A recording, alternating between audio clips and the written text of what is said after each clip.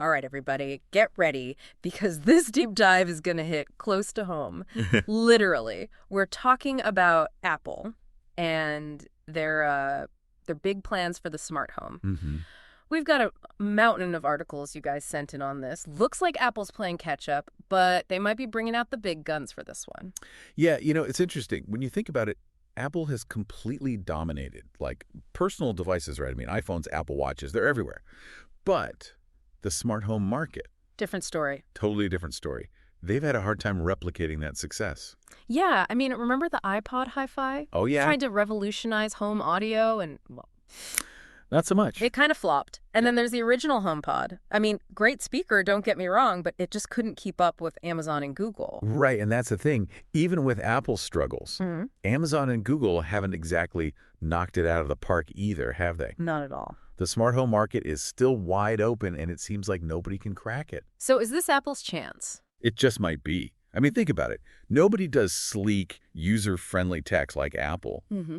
But the question is, can they actually pull it off this time? Yeah, so it sounds like maybe this time Apple's learned their lesson, and they're coming in with more than just like a new gadget. Like, Absolutely. This is different. This time they're talking about a whole ecosystem. okay, so what does that even mean? An Apple ecosystem for my house. That's exactly it. The articles, they call it an end-to-end experience, and they're not kidding around. Apple's always been amazing at creating these really tight ecosystems. Your iPhone talks to your MacBook, talks to your AirPods. It's all seamless. And now they want to bring that to your house. So wait, are you saying no more switching between like a million different apps for my lights and the thermostat? All that stuff is going to be under one roof. That's the idea. Yeah. Yeah. And from what these articles are saying, there are three big pillars to this whole strategy. Screens are a big one. Screens, not just like my phone and laptop. No. Think bigger. Okay, so what? Like that rumored Apple Smart Display everyone's talking about? That's one piece of the puzzle. Imagine an iPad, but it's made for your kitchen.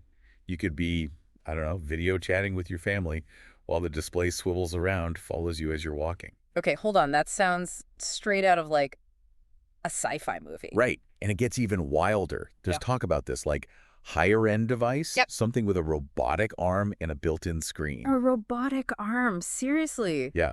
Almost like a personal assistant that moves around your house, gives you information, makes calls, controls your other smart devices. Okay, now that's getting too futuristic for me. But I mean, those are just devices, right? Like, Yeah. how does it all work? What's the brains behind all this? Well, that's where the Apple Intelligence comes in. Lots of AI, lots of learning your habits. So instead of asking Siri to like dim the lights every night, it'll just do it for me. Exactly. Or imagine you're scrolling through recipes on your phone.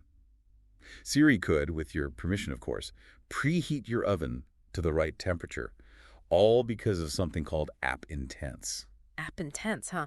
Yeah. So is this Home OS thing, is that like the glue that holds everything together? Yeah, exactly. Home OS. It's like iOS for your iPhone or Mac OS for your computer, but this is for your whole home. Makes sense. But building a whole operating system just for your house, I mean, that sounds incredibly difficult. Well, the massive undertaking. Think about it. It's got to be secure, reliable, and easy enough for everyone in the house to use. And homes are so different, A tiny apartment in New York City is a whole different ballgame than a big house out in the suburbs. Yeah, that's true. So Home OS has to be flexible enough to handle all those different situations. Exactly. All right, so this all sounds amazing, but one thing I'm wondering is how does this all work with other smart devices? Because, Apple and their walled garden, right? Right, and that's actually a really interesting point. Remember Matter.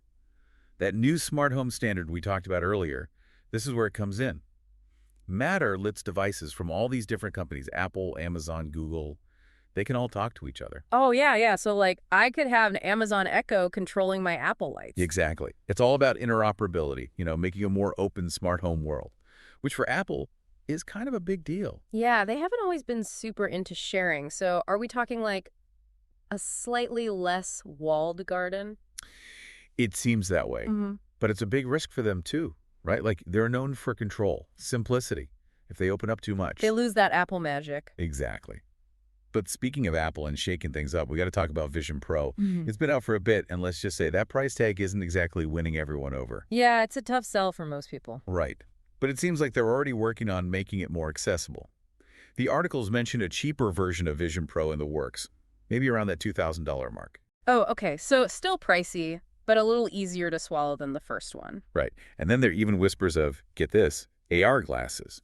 Like think Meta's Ray-Bans, but Apple-ified. Okay, now that's interesting. A whole lot more affordable. Exactly. Wow. Way more accessible. On a totally unrelated note, did you see those MacBook Pro leaks coming out of Russia? Oh, yeah. What was that all about? Like a whole batch of them just online. It makes you wonder, right? Like, are they sacrificing some of that legendary Apple secrecy to get these products out faster? It really does. Uh-huh.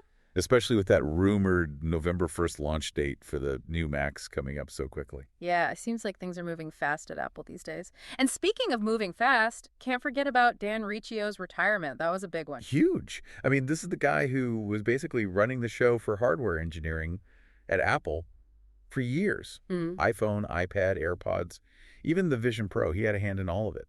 So what does his departure say about where Apple's headed, especially with this whole push to launch products faster, be more open, all this new stuff? It's a really good question. And with him leaving, who's going to fill those shoes? Who's going to lead the charge for these really ambitious, really expensive projects like Vision Pro?